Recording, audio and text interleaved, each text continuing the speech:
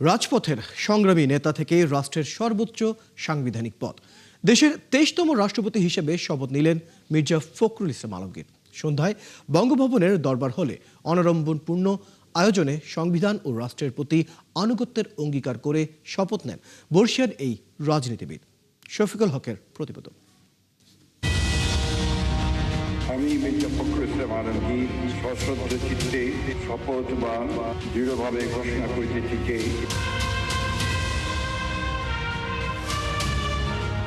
Slogan, মিছিল আর আন্দোলনের ভিড়ে ক্ষমতার বাইরে দাঁড়িয়ে ক্ষমতাসীনদের বিরুদ্ধে কথা বলাই ছিল যার রাজনৈতিক বাস্তবতা, আজ সেই মানুষটি প্রবেশ করলেন রাষ্ট্রের সবচেয়ে মর্যাদাপূর্ণ প্রাঙ্গণে। দলীয় রাজনীতি পেরিয়ে রাষ্ট্রের সর্বোচ্চ সাংবিধানিক পদ বাংলাদেশের রাষ্ট্রপতি মির্জা ফখরুল ইসলাম আলমগীর।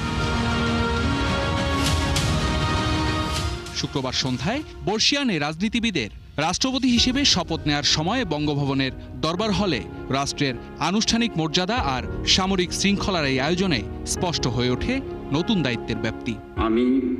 আমি আইন অনুযায়ী বাংলাদেশের ভারপ্রাপ্ত স্পিকার কায়সার কামাল শপথ পড়ান নবনির্বাচিত রাষ্ট্রপতি মির্জা ফখরুল ইসলাম আলমগীরকে। এ সময় তিনি রাষ্ট্রপতি হিসেবে নিজ কর্তব্য বিশ্বস্ততার সাথে পালন করার অঙ্গীকার করেন। বাংলাদেশের রাষ্ট্রপতি পদের কর্তব্য বিশ্বস্ততার সহিত পালন করিব।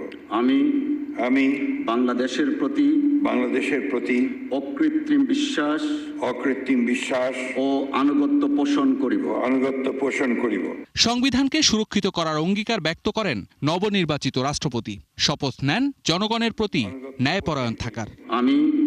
আমি সংবিধানের রক্ষণ সমর্থন ও নিরাপত্তা বিধান করিব এবং আমি ভীতি বা অনুগ্রহ অনুরাগ বা বিরাগের বশবর্তী না হইয়া সকলের প্রতি আইন অনুযায়ী যথাবিহিত আচরণ করিব। শপথের মূল নথিতে স্বাক্ষর শেষে নবনির্বাচিত রাষ্ট্রপতি মির্জা ফখরুল ইসলাম আলমগীরকে ফুল দিয়ে শুভেচ্ছা জানান সদ্যবিদায়ী রাষ্ট্রপতি। রাজনীতির উত্তপ্ত মাঠ পেরিয়ে রাষ্ট্রের সর্বোচ্চ সাংবিধানিক পদে মির্জা ফখরুল ইসলাম আলমগীর। রাষ্ট্রপতি হিসেবে নতুন এই অধ্যায়ে তার সামনে সবচেয়ে বড় চ্যালেঞ্জ সাংবিধানিক দায়িত্বের মর্যাদা অক্ষুণ্ণ রেখে রাষ্ট্রের সব পক্ষের আস্থার জায়গা হয়ে ওঠা। আর আজকের এই শপথের মধ্যে দিয়েই শুরু হলো নতুন সেই যাত্রা। শফিকুল হক, ৭১, বঙ্গভবন, ঢাকা। মন্ত্রিসভার আকার বাড়িয়েছেন প্রধানমন্ত্রী তারেক রহমান। বর্ষিয়ান রাজনীতিবিদ ডক্টর আব্দুল মঈন খান ও তরুণ আন্দালিব পার্থ, শামীমা কায়সার সহ ৬ জনকে মন্ত্রিসভায় স্থান দিলেন প্রধানমন্ত্রী। এরই মধ্যে মঈন খান, আন্দালিব রহমান, সাচিংপ্রু এবং রাশিদুজ্জামান মিল্লাত পূর্ণ মন্ত্রী হিসেবে শপথ নিয়েছেন। প্রতিমন্ত্রী হিসেবে শপথ নিয়েছেন শামীম কায়সার ও হুমায়ুন কবির। এর ফলে রদবদল হবে মন্ত্রীদের দায়িত্বেরও। ফরহাদ ইবনে মালিকের প্রতিবেদন।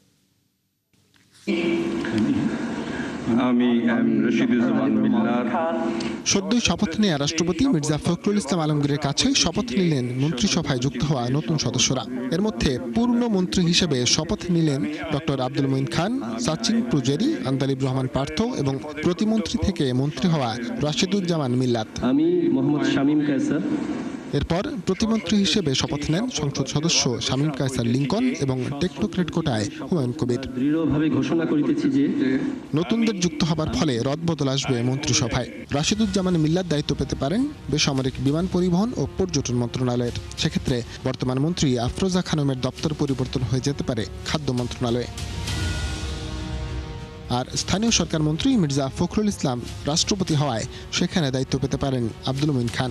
সাচিং প্রুজেরি আসবেন পার্বত্য চট্টগ্রাম বিষয়ক মন্ত্রণালয়ে। আন্দালিব রহমান দায়িত্ব পেতে পারেন তথ্য মন্ত্রণালয়ের। সূত্র বলছে তখন তথ্যমন্ত্রী জহিরুদ্দিন স্বপনকে করা হতে পারে প্রধানমন্ত্রীর উপদেষ্টা। গাইবান্ধা ৪ আসন থেকে নির্বাচিত ও প্রতিমন্ত্রী শামীম কায়সারের ভাগ্যে জুটতে পারে ধর্ম বিষয়ক মন্ত্রণালয়ের দায়িত্ব। আর প্রধানমন্ত্রীর উপদেষ্টার দায়িত্ব পালন করা হুমায়ুন কবির আসতে পারেন পররাষ্ট্র মন্ত্রণালয়ে। তখন দায়িত্ব বদল হতে পারে প্রতিমন্ত্রী শামায় ওবায়দের। বেশ কিছুদিন থেকেই মন্ত্রিসভায় রদবদল নিয়ে আলোচনা চলছিল। বিশেষ করে মন্ত্রীদের ১৮০ দিনের কর্মমূল্যায়নের একটি ঘোষণা ছিল প্রধানমন্ত্রীর তরফ থেকে। শিগগিরই মন্ত্রীদের দপ্তর বন্টন করে বিজ্ঞপ্তি প্রকাশ করা হবে। ফরহাদ ইবনে মালেক, ৭১, ঢাকা। দীর্ঘ রাজনৈতিক সংগ্রাম, কারাবরণ আর গণতন্ত্র প্রতিষ্ঠার আন্দোলনে নেতৃত্ব দেওয়ার পর এবার রাষ্ট্রের সর্বোচ্চ সাংবিধানিক পদে মির্জা ফখরুল ইসলাম আলমগীর দেশের ২৩তম রাষ্ট্রপতি হিসেবে আজ শপথ নিয়েছেন তিনি। তাকে অভিনন্দন জানিয়েছেন সরকারি দল, বিরোধী দল সহ বিভিন্ন শ্রেণী পেশার মানুষ। রাষ্ট্রপতি হিসেবে তার কাছে প্রত্যাশা দল মতের ঊর্ধ্বে উঠে সংবিধান ও রাষ্ট্রের অভিভাবকের ভূমিকা পালন করবেন তিনি। বিস্তারিত মোহাম্মদ হুসাইনের রিপোর্টে। আমি আইন অনুযায়ী বাংলাদেশের রাষ্ট্রপতি পদের কর্তব্য বিশ্বস্ততার সহিত পালন করিব। রাজনীতির দীর্ঘ পথ পেরিয়ে এবার রাষ্ট্রের সর্বোচ্চ সাংবিধানিক দায়িত্বে মির্জা ফখরুল ইসলাম আলমগীর। সংবিধানের রক্ষণ। বঙ্গভবনের দরবার হলে জাতীয় সংসদের ভারপ্রাপ্ত স্পিকার কায়সার কামালের কাছে রাষ্ট্রপতি হিসেবে শপথ নিয়ে নতুন অধ্যায়ের সূচনা করলেন বিএনপির এই বর্ষিয়ান নেতা। ছাত্রজীবন থেকে রাজনীতিতে পথ চলা, স্বৈরাচার বিরোধী আন্দোলন থেকে গণতন্ত্র পুনরুদ্ধারের সংগ্রাম, দীর্ঘ রাজনৈতিক জীবনে পেরিয়েছেন নানা চড়াই উতরাই। বিএনপির দুঃসময়ে দলের মহাসচিব হিসেবে সামনে থেকে নেতৃত্ব দিয়েছেন। তার এই নতুন পথ চলায় তাই উচ্ছ্বসিত দীর্ঘদিনের সহযোদ্ধারাও। তিনি দলনিরপেক্ষভাবে সকল ধরনের পলিটিক্যাল ডিভাইড এবং অভ্যন্তরীণ সামাজিক যে ফ্র্যাকচার বা অন্যান্য যা কিছু আছে সমস্ত কিছুর ঊর্ধ্বে উঠে তিনি কাজ করবেন, সেই অঙ্গীকার ইতিমধ্যেই তিনি করেছেন। আজকে গণতন্ত্র প্রাতিষ্ঠানিক রূপ পেয়েছে এবং গণতন্ত্র আজকে আরেক ধাপ এগিয়ে গিয়েছে। রাষ্ট্রপতি পদে তার আসীন হওয়াকে কেবল রাজনৈতিক পদোন্নতি হিসেবে দেখতে নারাজ বিরোধী শিবিরও। তাদের ভাষায় দীর্ঘ গণতান্ত্রিক সংগ্রামে মির্জা ফখরুলের ভূমিকার একটি প্রাতিষ্ঠানিক স্বীকৃতি এই দায়িত্ব। যেহেতু তিনি পুড় খাওয়া মানুষ, আমরা আশা করব দেশ এবং জাতির প্রতি তার কাছ থেকে অন্তত কোনো ইনসাফের ব্যতিক্রম কিছু হবে না। তিনি ইনসাফের ভিত্তিতেই সবার সাথে আচরণ করবেন এবং এই শপথটাও আজকে ইনি নিয়েছেন। এইটাই আমার কাছে আজকের মুহূর্তে মনে হচ্ছে যে কঠিন সময়ের একজন রাজনৈতিক সহকর্মী তিনি আজকে প্রেসিডেন্টের আসনে মূল্যায়িত হয়েছেন। এটা আমার জন্য আনন্দের বিষয়। দলীয় রাজনীতির পরিচয়ের বাইরে এখন তিনি পুরো রাষ্ট্রের অভিভাবক। রাষ্ট্রপতি হিসেবে তার কাছে প্রত্যাশা সংবিধানের মর্যাদা রক্ষা, গণতান্ত্রিক প্রতিষ্ঠানকে শক্তিশালী করা এবং রাষ্ট্রের সব নাগরিকের অধিকার ও মর্যাদা নিশ্চিত করতে নিরপেক্ষ ভূমিকা রাখবেন তিনি। ফখরুল ইসলাম আলমগীরের বহুবিধ বর্ণোজ্জ্বল এক ওনার জীবন আছে। উনি শিক্ষকতা করেছেন, মুক্তিযুদ্ধেও ছিলেন, স্থানীয় সরকারের নেতৃত্ব দিয়েছেন। উনি একটি সর্ববৃহৎ রাজনৈতিক দলের সাধারণ সম্পাদক হিসেবে দায়িত্ব পালন করেছেন এবং সর্বোপরি ওনার যেই চিন্তা এবং ওনার যে মূল্যবোধ তা আমাদের নাগরিক সমাজকে সবসময় অনুপ্রাণিত করে। আজকে আমাদের জন্য অত্যন্ত আনন্দের দিন। বিশিষ্টজনদের মতে রাষ্ট্রপতি হিসেবে তার সবচেয়ে বড় পরীক্ষা হবে দলীয় পরিচয়ের ঊর্ধ্বে উঠে রাষ্ট্রের স্বার্থকে সর্বোচ্চ অগ্রাধিকার দেয়া। মোহাম্মদ হুসাইন, ৭১, ঢাকা। বিএনপির ভারপ্রাপ্ত মহাসচিব হয়েছেন রুহুল কবির রিজভী। গত দশকে স্বৈরাচার বিরোধী আন্দোলনের অন্যতম মুখ ছিলেন তিনি। দায়িত্ব পাওয়ার পর বললেন তৃণমূলকে নিয়েই এগোবেন। অঙ্গীকার করেন তৃণমূলের সাথে জাতীয় পর্যায়ের দূরত্ব গুছিয়ে আনা। কথা প্রসঙ্গে রিজভী জানান লড়াই সংগ্রামের সময় কবে গ্রেফতার হবেন তিনি আগেভাগেই বুঝতে পারতেন। মাহিলা ইসলামের প্রতিবেদন।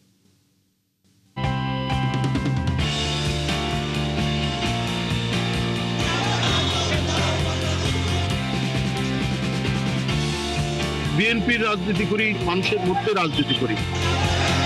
১৭ বছরের রাজনৈতিক পথ চলায় গ্রেফতার, মামলা আর নির্যাতন কোনোটিই রুহুল কবির রিজভীকে রাজপথ থেকে সরাতে পারেনি। পুলিশের নজরদারি ছিল নিত্যসঙ্গী। কখন গ্রেফতার হতে হবে সেই শঙ্কাও ছিল সব সময়।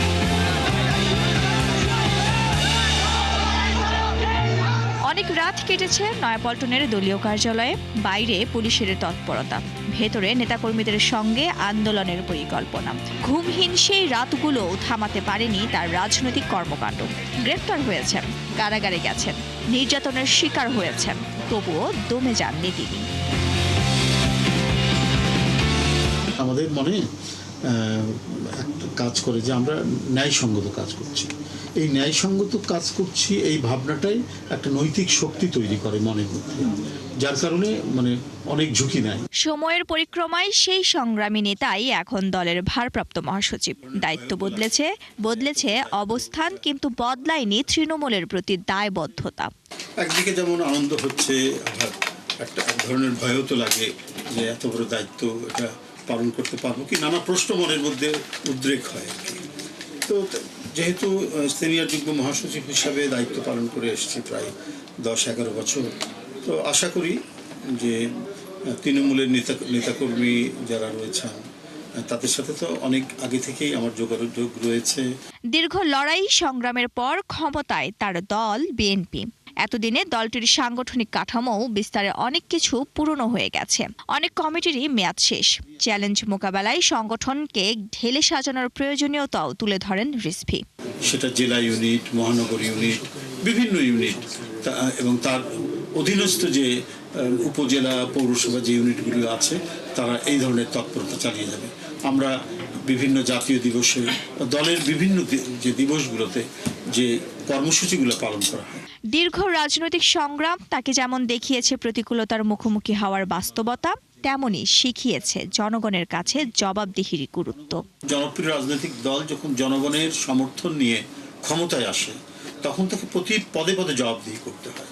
একটা হচ্ছে দলের সাধারণ নেতাকর্মীদের মধ্যে জবাবদিহি করতে হয়, ঠিক তেমনি জনগণের কাছে জবাবদিহি করতে হয়। এতদূর আসার পর পেছনে ফিরে সেই তৃণমূল আর শীর্ষ নেতৃত্বের প্রতি কৃতজ্ঞতা জানান উত্তরের জেলা কুড়িগ্রামের সন্তান রুহুল কবির রিজভী।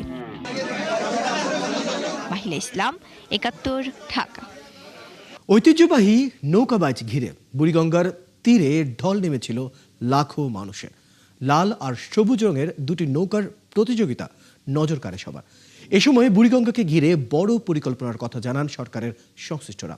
বুড়িগঙ্গার পুরনো রূপ ফিরিয়ে আনার প্রতিশ্রুতি দিয়েছেন ঢাকা দক্ষিণ সিটি কর্পোরেশনের প্রশাসক। নদীর সৌন্দর্য রক্ষায় পদক্ষেপ নেওয়ার কথা জানিয়েছেন নৌ পরিবহন মন্ত্রী। মামুন হোসেনের রিপোর্ট।